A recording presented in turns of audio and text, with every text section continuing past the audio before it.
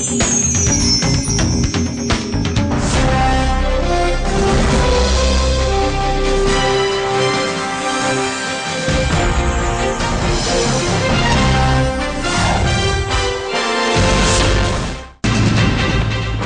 செய்திகள். அமெரிக்க வெளியுறவு அமைச்சர் ஹிலாரி சென்னை வருகை. இன்று மாலை முதலமைச்சர் ஜெயலலிதாவுடன் சந்திப்பு.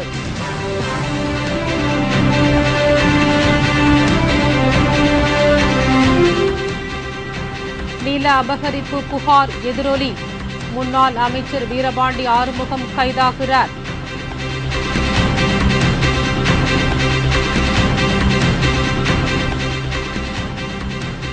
கலைஞர் டிவி சரத்குமாருக்கு மதுபான ஆலை நடத்த ஒதுக்கப்பட்ட நிலம் திரும்பப் பெற கம்யூனிஸ்டுகள் போராட்டம்.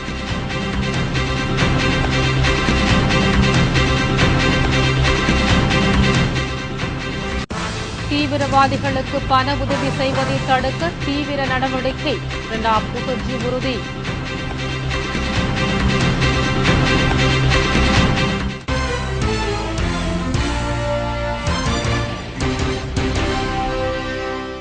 வணக்கம். விரிவான செய்திகள். சென்னை வரும் அமெரிக்க வெளியுறவுத்துறை அமைச்சர் ஹிலாரி கிளின்டன் இன்று மாலை முதலமைச்சர் ஜெயலலிதாவை சந்தித்து பேச இருக்கிறார். 3 நாள் அரசுமுறை பயணமாக டெல்லி வந்த அவர் மத்திய வெளியுறவுத்துறை அமைச்சர் எம் கிருஷ்ணாவை சந்தித்து பேசினார். இரு நாட்டு பொருளாதாரம் மற்றும் பாதுகாப்பை பலப்படுத்துவது குறித்து அப்போது ஆலோசனை நடத்தப்பட்டது. பின்னர் செய்தியாளர்களிடம் பேசிய ஹிலாரி கிளின்டன் இரு நாடுகளும் கூட்டாக தொழில் வாய்ப்புகளை ஏற்படுத்தி லட்சக்கணக்கான மக்களுக்கு வேலைவாய்ப்புகள் உருவாக்கப்படும் என்றும் நம்பிக்கை தெரிவித்தார். இதனிடையே இன்று சென்னை வரும் ஹிலாரி முதலமைச்சர் ஜெயலலிதாவை சந்தித்து பேச இருக்கிறார். அப்போது இலங்கை தமிழர் விவகாரம் உள்ளிட்ட முக்கிய பிரச்சினைகள் விவாதிக்கப்படக்கூடும் என்று கருதப்படுகிறது. சென்னையில் அமெரிக்க நிறுவனங்கள் தொழில் தொடங்குவது குறித்தும் பேச்சு நடத்தப்படும் என்றும் தெரிகிறது. ஹிலாரியின் வருகையொட்டி சென்னையில் பாதுகாப்பு பலப்படுத்தப்பட்டுள்ளது. சேலம் அங்கம்மாள் காலனி நில அபகரிப்பு வழக்கு தொடர்பாக காங்கிரஸ் பிரமுகர் உட்பட 3 பேர் கைது செய்யப்பட்டனர். மேலும் இந்த வழக்கு தொடர்பாக திமுக முன்னாள் அமைச்சர் வீரபாண்டி ஆறுமுகம் விரைவில் கைது செய்யப்படுவார் என்று கருதப்படுகிறது. சேலம் மத்திய பேருந்து நிலையம் அருகே உள்ள அங்கம்மாள் காலனியில் 20க்கும் மேற்பட்ட குடும்பங்கள் வசித்து வந்தனர். 2 ஆண்டுகளுக்கு முன்பு முன்னாள் அமைச்சர் வீரபாண்டி ஆறுமுகத்தின் ஆதரவாளர்கள் அங்கம்மாள் காலனியில் மக்களை விரட்டியடித்து அந்த நிலத்தை அபகரிப்பு செய்தனர். இது தொடர்பாக புகார் அளிக்கப்பட்டதை அடுத்து காவல்துறையினர் வழக்கு பதிவு செய்து விசாரணை நடத்தி வந்தனர். இந்த நிலையில் நிலத்தை அபகரிப்பு செய்ததாக காங்கிரஸ் மாவட்ட தலைவர் கிருஷ்ணசாமி, திமுக பிரமுகர் ஆட்டோ முருகன் உள்ளிட்ட 3 பேரை போலீசார் கைது செய்தனர். மேலும் திமுக முன்னாள் அமைச்சர் வீரபாண்டி ஆறுமுகம், அவரது சகோதரர் பாரப்பட்டி சுரேஷ், அபகரிப்புக்கு உடந்தையாக இருந்த காவல்துறை ஆய்வாளர் லட்சுமணன் உள்ளிட்ட 5 பேர் விரைவில் கைது செய்யப்படலாம் என்று எதிர்பார்க்கப்படுகிறது. கடந்த திமுக ஆட்சியில் மதுபானம் தயாரிப்பதற்காக கலைஞர் டிவியின் நிர்வாக இயக்குநர் சரத்குமாருக்கு ஒதுக்கப்பட்ட 150 ஏக்கர் நிலத்தை அரசு திரும்பப் பெற வேண்டும் என்று இந்திய கம்யூனிஸ்ட் கட்சி சென்னையில் இன்று ஆர்ப்பாட்டம் நடத்தியது. திருவள்ளூர் மாவட்டம் தேர்வாய் கண்டிகை பகுதியில் 1500 ஹெக்டேர் வனப்பகுதி உள்ளது. இந்த நிலப்பரப்பில் தனியார் டயர் தொழிற்சாலை ஒன்று நிறுவப்பட கட்டுமான பணிகள் நடைபெற்றது. இப்பணியை கண்டித்து தேர்வாய் கண்டிகை பகுதி மக்கள் கடந்த பிப்ரவரி மாதம் செய்த ஆர்ப்பாட்டத்தை அடுத்து தனியார் டயர் தொழிற்சாலை வருவதை தடுக்க உறுதியான நடவடிக்கை எடுப்பதாக உறுதியளிக்கப்பட்டிருந்தது. இதனிடையே கலைஞர் டிவியின் நிர்வாக இயக்குநர் சரத்குமாருக்கு தேர்வாய் கண்டிகை பகுதியில் மதுபான தொழிற்சாலை அமைக்க கடந்த திமுக ஆட்சியில் 150 ஏக்கர் நிலம் ஒதுக்கப்பட்டிருந்தது. இந்த நிலையில் தற்போது ஆட்சி மாற்றம் ஏற்பட்டு அதிமுக தலைமையிலான அரசு பொறுப்பேற்றுள்ள நிலையில் தேர்வாய் கண்டிகை பகுதியில் டயர் தொழிற்சாலை அமைக்கக்கூடாது என்றும் கலைஞர் டிவி நிர்வாக இயக்குநர் சரத்குமாருக்கு வழங்கப்பட்ட 150 ஏக்கர் நிலத்தையும் அரசு பறிமுதல் செய்ய வேண்டும் என்றும் கோரி இந்திய கம்யூனிஸ்ட் கட்சி சென்னையில் மெமோரியல் ஹால் முன்பு இன்று ஆர்ப்பாட்டம் நடத்தியது. கலைஞர் டிவியுடைய அதனுடைய மேனேஜராக இருந்த சரத்குமார் அவருக்கும் இன்றைக்கு கிட்டத்தட்ட ஒரு 150 ஏக்கருக்கு மேல் பிராண்டி கம்பெனி உற்பத்திக்காக கொடுக்கப்பட்டது.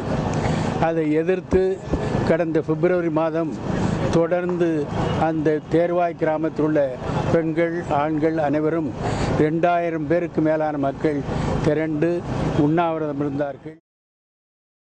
தீவிரவாதிகளுக்கு பண உதவி செய்யப்படுவதை தடுப்பதற்காக உலக நாடுகளின் ஒத்துழைப்பை பெற மத்திய அரசு ஆலோசித்து வருவதாக நிதியமைச்சர் பிரணாப் முகர்ஜி தெரிவித்துள்ளார். ஆசிய பசிபிக் குழும நிதியமைப்பின் 14வது ஆண்டு கூட்டம் கொச்சியில் நடைபெற்றது. கூட்டத்தை மத்திய நிதியமைச்சர் பிரணாப் முகர்ஜி தொடங்கி வைத்து பேசியபோது, தீவிரவாத இயக்கங்களுக்கு பண உதவி செய்யப்படுவதை தடுக்க உளவுத்துறையில் நிதித்துறை என்ற புதிய பிரிவு ஒன்றை மத்திய அரசு ஏற்படுத்தியுள்ளது என்றும், தீவிரவாதிகளுக்கு நிதியுதவி செய்யப்படுவதை தடுக்க உலக நாடுகளின் ஒத்துழைப்பை பெற முயற்சிகள் மேற்கொள்ளப்பட்டுள்ளது என்றும் தெரிவித்தார். As part of India's commitment to global fight against money laundering and financing of terrorism, India has become a member of the Eurasian Group on anti-money laundering and combating the financing of terrorism, wherein India is leading the project money laundering through securities market. திரைப்பட காப்புரிமை தொடர்பாக மிரட்டியதாக கலைஞர் டிவியின் தலைமை செயல் அதிகாரி மீது போலீசில் புகார் தெரிவிக்கப்பட்டுள்ளது. நாகர்கோவிலை சேர்ந்த ஜெயராமன் என்பவர் ஆதித்யா பிலிம்ஸ் மற்றும் கேபிள் வியூஸ் என்ற நிறுவனத்தை நடத்தி வருகிறார். இவர் நெல்லை மாவட்ட காவல்துறை கண்காணிப்பாளர் விஜேந்திர பதாரியிடம் புகார் மனு ஒன்றை அளித்துள்ளார்.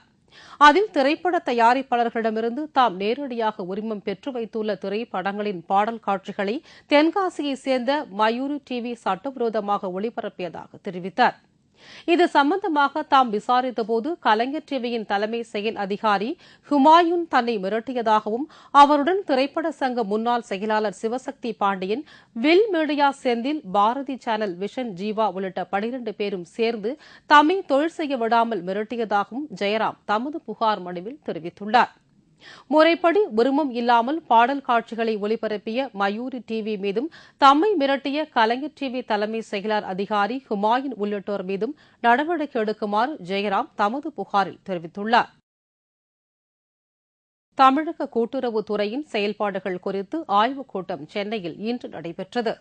கீழ்ப்பாக்கத்தில் உள்ள கூட்டுறவு சங்கங்களின் பதிவாளர் அலுவலகத்தில் நடைபெற்ற இந்த ஆய்வுக் கூட்டத்தில் கூட்டுறவு அமைச்சர் செல்லூர் ராஜு, மண்டல இணை பதிவாளர், மாவட்ட மற்றும் மத்திய கூட்டுறவு வங்கிகளின் தனி அலுவலர்கள் கலந்து கொண்டனர்.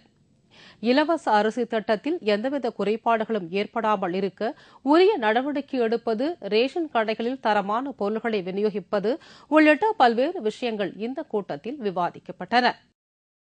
ஒகேனக்கல் நீர்வீழ்ச்சியில் அதிக நீர்வரத்து இருப்பதால் சுற்றுலா பயணிகளுக்கு தடை விதிக்கப்பட்டுள்ளது. கர்நாடக மாநிலம் காவிரி நீர்பிடிப்பு பகுதிகளில் பெய்து வரும் கனமழையாலும், கபினி அணையிலிருந்து திறக்கப்பட்டுள்ள கூடுதல் உபரி நீரினாலும் காவிரி ஆற்றில் வெள்ளப்பெருக்கு ஏற்பட்டுள்ளது. இந்த நிலையில் இன்று காலை நிலவரப்படி ஒகேனக்கல் காவிரி ஆற்றில் வினாடிக்கு 22,000 கன அடி தண்ணீர் வரத்து காணப்படுகிறது. கூடுதல் நீர்வரத்து காரணமாக அருவிகளில் குளிக்கவும், பரிசல் இயக்கவும் தடை விதிக்கப்பட்டுள்ளது. மேலும் காவிரி கரையோரம் மற்றும் தாழ்வான பகுதிகளில் வசிக்கும் மக்கள் பாதுகாப்பான இடங்களுக்கு செல்லுமாறு அறிவுறுத்தப்பட்டுள்ளனர். தடையின் காரணமாக வெளியூர்களிலிருந்து ஒகேனக்கலுக்கு வந்திருந்த சுற்றுலா பயணிகள் மிகுந்த ஏமாற்றத்துடன் திரும்பி சென்றனர். இதனிடையே சுற்றுலா பயணிகளுக்கு தடை விதித்திருப்பதன் மூலம் தங்கள் தொழில் பாதிக்கப்பட்டுள்ளதாக பரிசல் மற்றும் மசாஜ் தொழிலாளர்கள் வருத்தம் தெரிவித்தனர். அதிகப்பட்ட தண்ணி வந்தா அவங்க தடைப்பட்டு நிறுத்திக்கலாம். அது நாங்க டெபன் சொல்ல இப்போ நார்மலா வருது. இப்போ வரும்போது சுற்றியுள்ள பயணங்களுக்கு இது தடுப்பட்டாங்கன்னு வச்சுக்கோங்களேன். அதனால எங்க தொழில் பாதிப்பு, எங்களுக்கும் வருமானம் இல்லாம போகுது. மத்திய அரசின் 100 நாள் வேலை திட்டம் ஆண்டுதோறும் லட்சக்கணக்கான ஏழைகளுக்கு வேலைவாய்ப்பு வழங்கி வருவதாக மத்திய அமைச்சர் ஜெயராம் ரமேஷ் தெரிவித்துள்ளார். டெல்லியில் மகாத்மா காந்தி தேசிய கிராமப்புற வேலை அளிப்பு திட்டம் சார்பில் சமுதாய விழிப்புணர்வுக்கான கருத்தரங்கு நடைபெற்றது. கருத்தரங்கில் பேசிய மத்திய ஊரக வளர்ச்சித்துறை அமைச்சர் ஜெயராம் ரமேஷ், வறுமையை ஒழிப்பதற்காக கடந்த 5 ஆண்டுகளுக்கு முன்பு தொடங்கப்பட்ட 100 நாள் வேலை திட்டம் நாடு முழுவதும் லட்சக்கணக்கான கிராமப்புற ஏழைகளுக்கு வேலை அளித்து வருகிறது என்றும், இந்த வேலையளிப்பு திட்டம் குறித்து மக்களிடம் மேலும் விழிப்புணர்வு ஏற்படுத்த வேண்டும் என்றும் அவர் கூறினார். இந்நிகழ்ச்சியில் ஊரக வளர்ச்சி மேம்பாட்டுத்துறை இணையமைச்சர் அகதா சங்மா, தேசிய ஆலோசனைக் குழு உறுப்பினர் அருண்ராய் ஆகியோரும் கலந்து கொண்டனர்.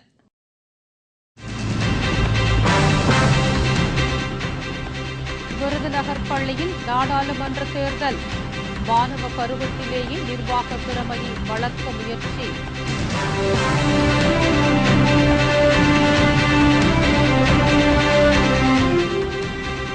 ஆடிப்பெருக்கு விழா நடத்த ஏற்பாடுகள், கும்பகோணத்தில் பக்தர்கள் தீவிரம். மற்றும் பல செய்திகள் விளம்பர இடைவேளைக்கு பிறகு.